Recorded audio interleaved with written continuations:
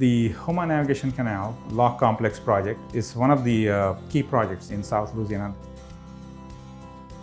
We have a lot of navigation canals to serve the oil and gas industry that we have in the state.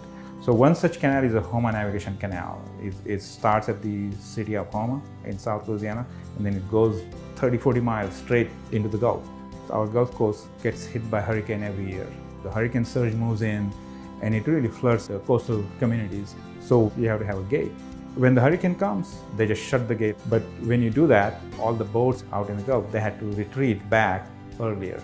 So they build a lock. So even if the floodgate is closed, the ships can use the lock to come inside. It just gives them a little bit larger window to work in the Gulf. The project has been in the works, I would say, for 2 decades. The interesting thing about this floodgate and lock is they use that for salinity control.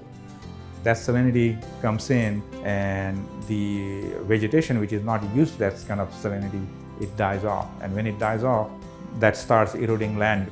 We got involved in that project when they were looking at feasibility of that lock and the benefits. So we helped the state to evaluate those benefits by building a numerical model of several estuaries and those canals and the bayous and the wetlands. We simulated different scenarios of saltwater intrusion, different hurricanes, sea level rise, so that they can assess the benefits coming from that lock system. When we built this model, it turned out to be the largest model done by this RMA modeling software in the country at that time. It started becoming computationally formidable, just the cost-wise and schedule-wise. So we really have to be creative about how we can accomplish this task. So we started looking at who developed this model.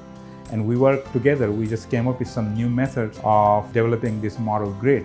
We did it successfully. The model, the run times just sped up by about 10 times. We ended up using that model for several other projects for the state because it really became practical to use such a large model on just regular desktops.